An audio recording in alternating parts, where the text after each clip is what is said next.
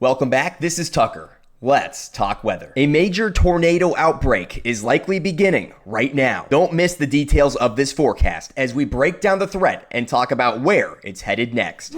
Welcome back in, everyone. Good to see you again, especially if you were watching our severe weather live coverage from the past couple of days. As soon as that threat has ended, we got another one really ramping up right now. In fact, I'm recording this as the first storms are beginning to burst, and you can see them there on our satellite, those cumulonimbus clouds grabbing all the energy in the atmosphere and really just blowing up. We're going to dive right into this forecast because I'm tracking significant threats in terms of wind, hail, and especially tornadoes. I'm covering the entire U.S., those impacts, and where they're going to be.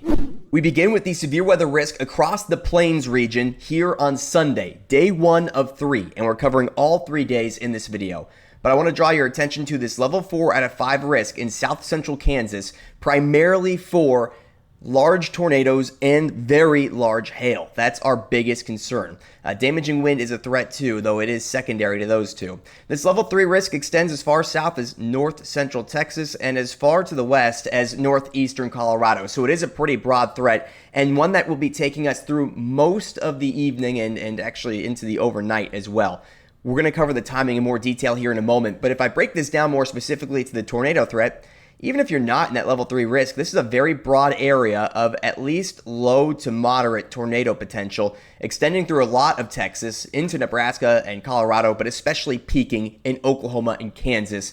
And this is all going to begin to move east as we head overnight and into your Monday. Here's your Monday risk, and this is going to be a very broad one. This may be one of our biggest severe weather days of the year, in fact. And even though you're only seeing this level 3 risk, and I say only while noting that a level 3 out of 5 risk is still pretty significant, I do expect we're going to see a level 4 risk upgrade here, and I would expect it to come somewhere in this area I'm highlighting here. And I do believe that tornadoes are going to be the primary hazard in this Monday risk. Of course, it extends as far north as the southeast corner of South Dakota, and it cuts through much of Texas as well. It also includes some places just impacted by significant storms, like St. Louis. Kansas City's right in the midst of it too. Oklahoma City and Wichita are also still in this. Same with Des Moines. So a very big risk. And if we break this down by tornado potential, once again, you can see a very broad area of that moderate tornado risk, and I expect that will be upgraded. And as far as hail and wind go, they seem like equal secondary hazards to me. Both that will be very impactful, and your Monday is a day to watch closely if you live in any of these areas. And be sure to check back here because we'll be live covering these storms. But believe it or not, that's not all, because on Tuesday, this threat shifts even farther to the south and east. Now we're talking about some other states like Kentucky, Ohio, Indiana, especially this level 3 risk area though in Tennessee, Mississippi, and Alabama. I am not certain we will see an upgrade to level 4 here, but what I do expect is that this level 3 area is going to be broadened out, especially a bit farther to the north here. So I do believe we're going to see places like Kentucky, Indiana, perhaps even Illinois get added to a level 3 threat.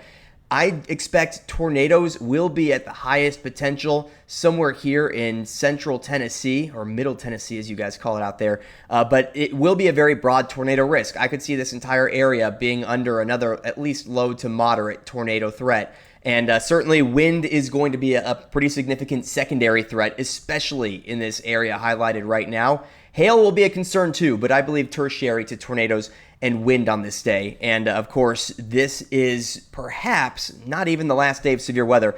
Let me show you now where it could go even beyond Tuesday. This is our machine learning guidance here. Tuesday, you can see we covered it, a big day out there. You can actually see some of that area shaded in red going farther north as forecasted here. But I do want to draw your attention to Wednesday as well, as I believe portions of the mid-Atlantic may also be facing a threat for severe weather. And while it is not on our NOAA severe storm forecast yet, I do believe that will be added. Looks like a level 2 risk out of 5, but still one that will provide tornado potential, and it may be into the DC area too. So stay tuned as we cover that. But let me also add that after that, severe weather should quiet down at least for Thursday and Friday, perhaps even Saturday. We get a nice break, but of course, we still have to talk about timing and other impacts, which we're going to get to right now. I want to let you guys know we were covering these storms about a week ago, in fact, the potential for them. So if you're looking for a place to stay ahead of these severe days, Make sure to subscribe and check back. Also, turn on notifications so you have the latest updates. Now I'm taking you to the timing of our severe storms here, and we're just going to move through this quickly so you get all the information you need. Pretty much off the bat here, like I was saying on Sunday, storms are just firing up right now as I record this. So this is going to be afternoon and evening especially.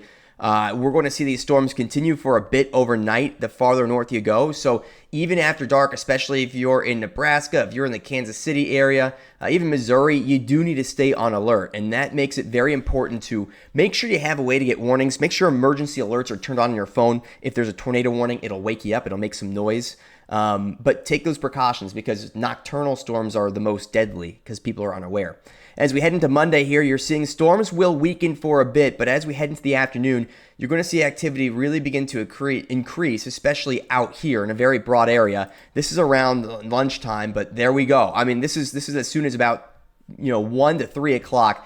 Activity really explodes across this zone here. And you can see just how broad, like I said, it is. Texas all the way up into Iowa, even perhaps southern Minnesota could get involved here.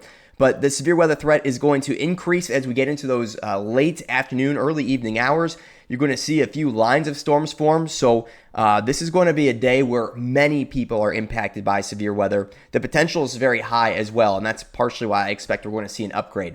Overnight, you can kind of see we have some line segments forming here. That's where our damaging wind threat's going to end up being greatest. So if you're closer to Missouri, St. Louis rather, sort of the eastern side of this zone, damaging wind is going to be likely just as high a threat as tornadoes. And eventually heading into Tuesday morning, the severe weather threat will decrease temporarily. But once more, as we head into Tuesday afternoon, you're seeing those storms pop up across portions of Indiana, Illinois, Tennessee. And, to be honest, actually, even though you're seeing more storms pop up in the afternoon, Tuesday is the one day where I do believe this may be an all-day severe weather threat. So I would still be prepared for severe storms in the morning Tuesday, but the potential and coverage will increase actually on the western side, the eastern side of this threat. And you can see that here heading into the evening. These storms will be moving fast. You can kind of see a broken line here. There will certainly be tornado potential in that line, damaging wind potential for sure. And then finally, once we get into the late evening and overnight, we see those storms get into the deep south and begin to weaken. Let me tell you, though, again, Wednesday, I do believe there's some severe weather potential, and you can still see storms that move through in the morning here. Because they're not going to be so populous in the afternoon, and the timing could shift on this a bit. If this moves slower, this will be a higher risk, but what we are seeing is at least some potential for severe weather in the morning out there before the system completely moves on. And as it does, it will bring a lot of rain to areas in New England where there will not be severe weather, but the Northeast is going to get a lot of the leftovers of this system, which means another very heavy rain for that part of the country.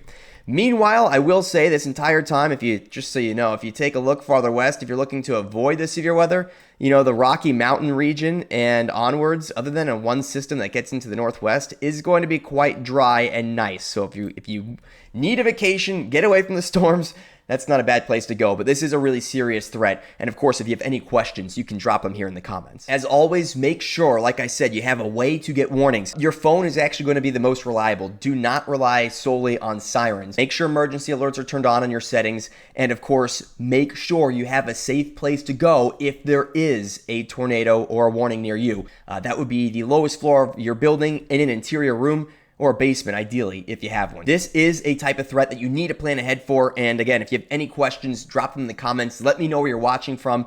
We'll be live on your Monday, and you can check back here for more updates anytime as we cover the weather over the next several weeks.